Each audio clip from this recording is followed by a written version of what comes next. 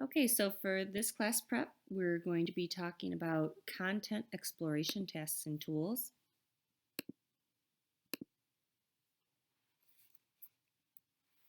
And so I want to talk really briefly about tools versus tasks in this class because a lot of times when we talk about technology, we usually get really focused on the tools. So an example of a tool would be a PowerPoint or a digital camera or a document camera or um, a particular website or a web quest. So that's an example of the tools. But what we want to show you over the next few weeks is different ways that technology can be used.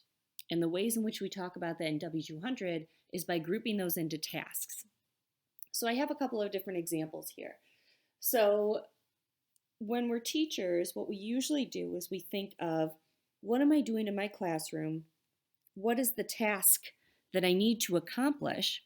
And then think of what tool can help me accomplish that.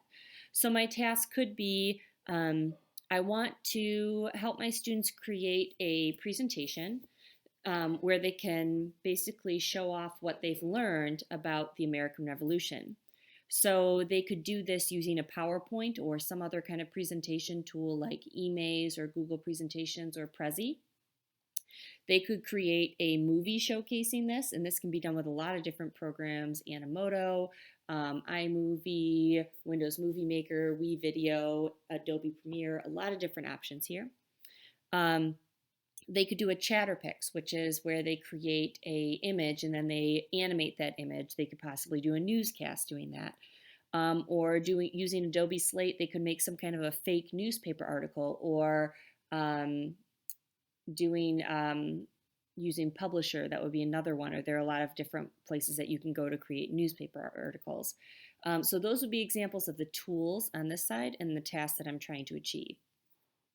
Here's another example.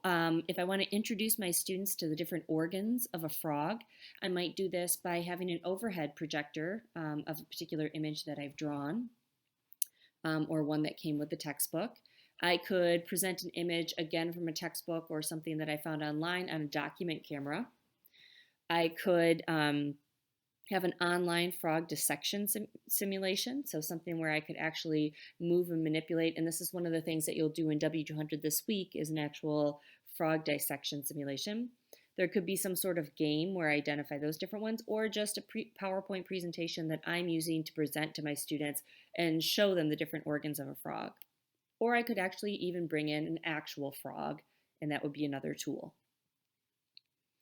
Another task might be that I want to establish pen pal letters with Australian students to practice letter writing and also to kind of have my students gather ideas of what is it like to live in a different country and different culture. And I could do this using kids' blogs, so I could have my kids actually create different blog posts and then they could comment back and forth with other people. I could do ePals, which is a particular organization where students sign up and it's a safe environment and you connect with other students.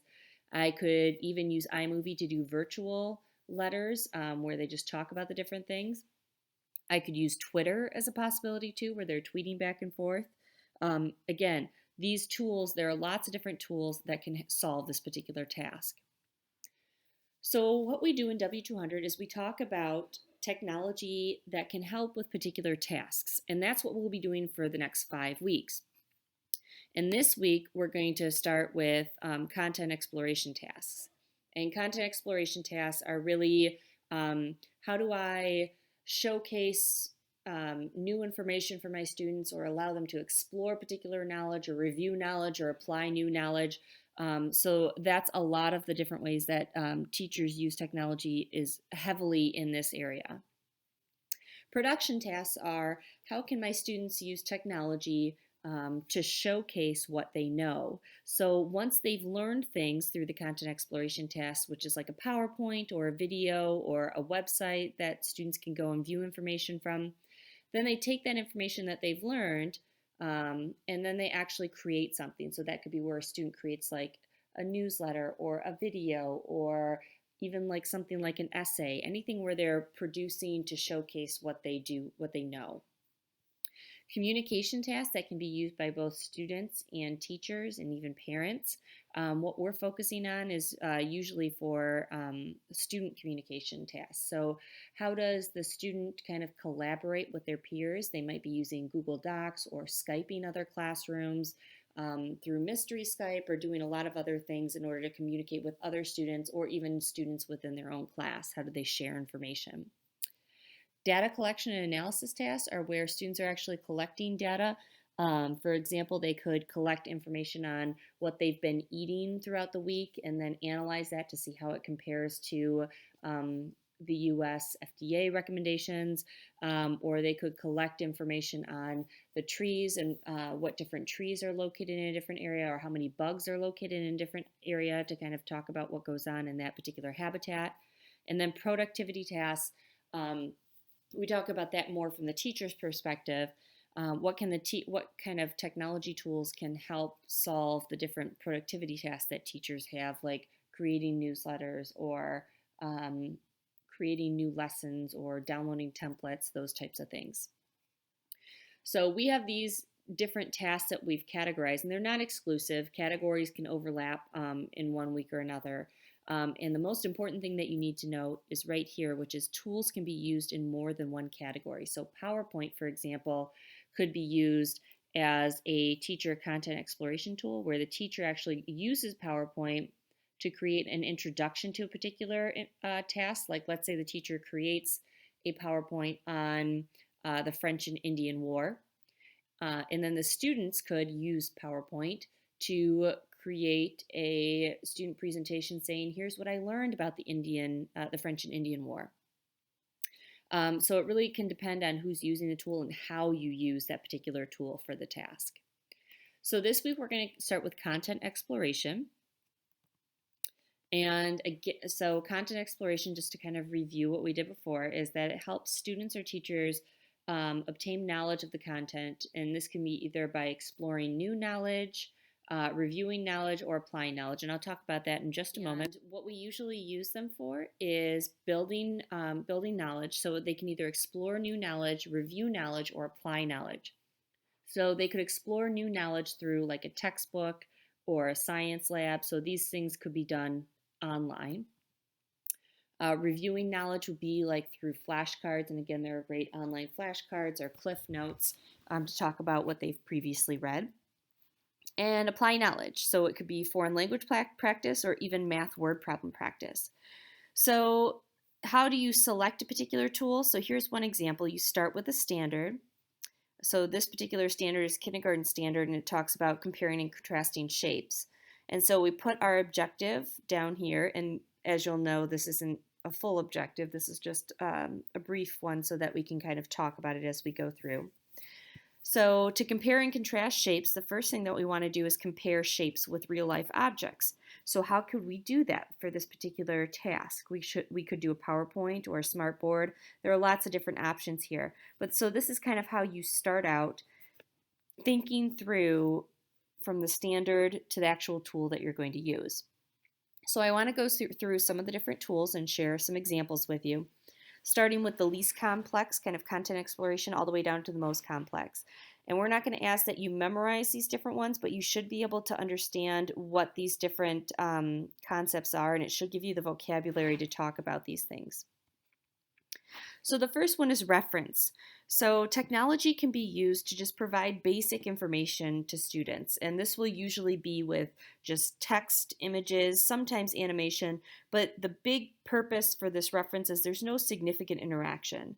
So Wikipedia is one of the really common ones that you probably use the most. Ebooks, so here's an example of the ebooks here that I wanted to share with you. So this is Pride and Prejudice, and you can actually read the entire Pride and Prejudice book on this page, or if we come back to the beginning here. So these are 800 free ebooks for iPad, Kindle, and other devices. So you can scroll through and actually look at Aristotle, and you can read Aristotle online. It's been divided into different sections, so you can read all these different parts online. Or you can download them to your Kindle. The other one I wanted to share with you is the Crash Course, and this is a really amazing YouTube channel. I'll play just a brief. So, like a lot of revolutions, in the end, it exchanged an authoritarian regime for an authoritarian regime. But even if the revolution was a mess, its ideas changed human history far more, I will argue, than the American Revolution. So this is Crash Course, and they have history and all science subjects and econ. They're really Right, so France expanding. in the 18th century was a rich and populous country, but it had a systemic problem collecting taxes because of the way its society was structured. They had a system with kings and nobles we now call the Ancien Régime. Thank you, 3 years of high school French. And for most French people, it sucked because the people with the money, the nobles and the clergy, never paid taxes. So by 1789, France was deeply in debt thanks to their funding the American Revolution. Thank you, France. We will get you back in World Wars I and II. And King Louis XVI was spending half of his national budget to service the federal debt. So anyways, they do a really nice job of making it interactive and engaging. Let me go back to the PowerPoint. And so those are examples of reference. The next one is drill and practice. And drill and practice allows you to reinforce concepts, allow for feedback. You probably remember different flashcards if you use Quizlet, or there are other online flashcard sites that you can use in order to do your own drill and practice. And the important thing is that it allows for feedback. So I wanted to share 2 examples with you here too. So IXL, they have math, language arts, science, and social studies. I'm just going to go to a math one, and you'll notice that they have a ton of different skills that are available here.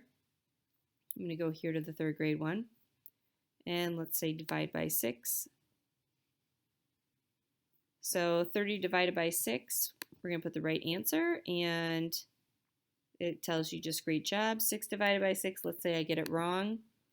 It'll say the correct answer is 1. Here's the explanation, and remember how to divide by 6. So it provides you with background there. The other one I wanted to show you is road grammar, and there are a ton of different ones like this, by the way. So these are just in alphabetical order. I'm just going to, let's do adverbs. And so it has just a brief little quiz here. Which one of these is an adverb? I'm going to put happiness. So the correct answer is C. So let's try this one, and we get it correct. So this is just very simple drill and practice. It provides you with feedback of what's wrong and what's right.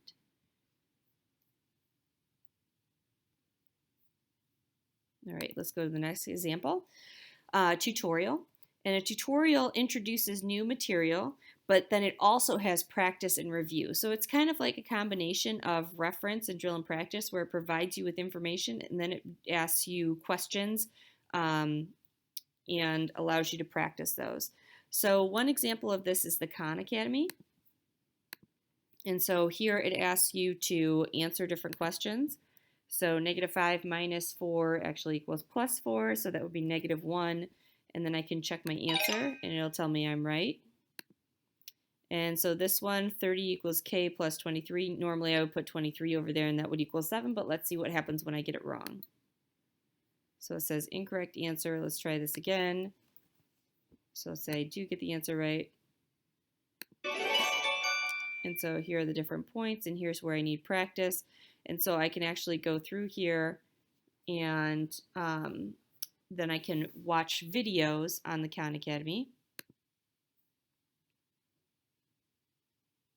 It'll give me videos based on the areas that I had difficulty with. So like the videos are down here, how to solve one-step equations. Now that we're comfortable with the why of why we do something to both sides of an equation, let's see if we can apply it to some equations to solve for an unknown variable. So let's say that you have x plus dying to know why 7 they have the Queen of is England on equal here. to 10, and I want to solve for x. All it's saying is something plus 7 is equal to 10, and you might be able to figure out in your head, but if you want to do it a little bit more systematically, you're like, well, all I want on the left-hand side is an x. Well, if all I want on the left-hand side is an x, I'd want to get rid of the 7. I want to subtract 7 from the left-hand side. But if I want to maintain an equality here, whatever I do to the left-hand side, I also have to do to the right-hand side. Going back to our... Okay, so it goes through that whole thing and provides you with information. So that would be an example of a tutorial that walks you through, provides you with information, but then also has quizzes associated in it. The next complex is educational games, and the purpose is to present and review content, but the weird thing about it is it's packaged within a particular realm of rules that are associated there. So here's one example of energy challenge. So here are all the rules that you have to get through. So get to the finish. Can you give the runner enough energy to reach the finish line? So here's a testing track. Start the game. All right, and so I can have my food. So let's say I go with my apple. I didn't go very far. There isn't much energy in 10 grams of apple, is there? No, Look there's how not. far the runner got. All right, so this is just a practice one, so it shows you how far they are. So cheese makes them go a little bit further. So let's try another one. Let's try sugar.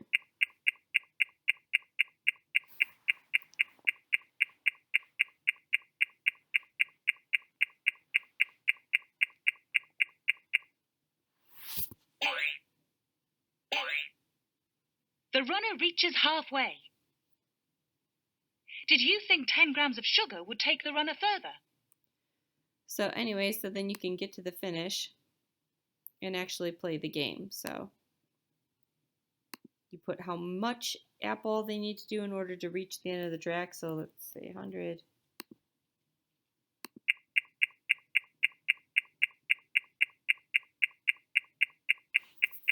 And it should just be to the end of the track and no further. Oh dear, your amount didn't get the runner to the finishing line. Why not try another amount? No, thank you. All right, so then the next one, oh, iCivics was the other one I wanted to show you here.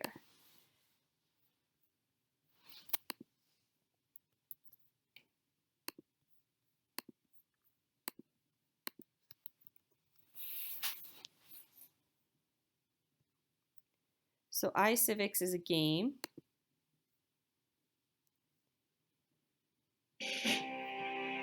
Let's just show you the tutorial.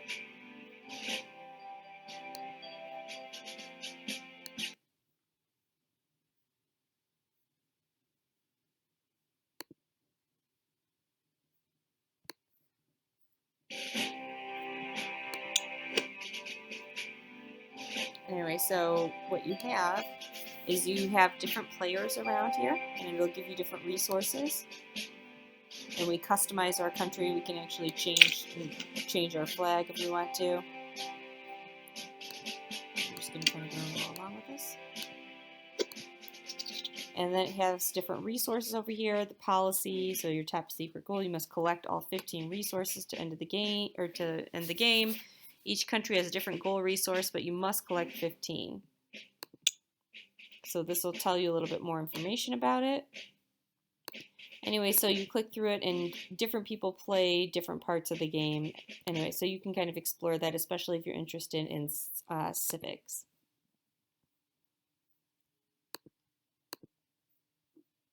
So the next one we'd like to share with you is simulation. And simulation is supposed to be basically an example of real things. And it's usually when you can't do these things. So a good example is always like the Mars lander simulation, what it would be like to land on Mars, or Microsoft Flight Simulator, all of those things that you can't really do without technology. So this one slows down running to show you friction. So you can actually change the type of shoe that you're working with. So if I'm going to have studs here, so it's talking about a sprinter. Or if I have spiked heels, and I can even change the surface of the snow. And then you can see what the different impacts are here. So I can change my horizontal force. And if you don't know these different pieces, then you can click on this button, the information button, and it tells you a little bit more about the horizontal force. The same thing with the force here. I can change all these things around to see what it looks like, what's different here, and what the friction force is, and what the slipping limit is. So let's say if I don't make as big of an impact, then you'll notice that things go down here. And also if I change it to a track, how that changes things as well.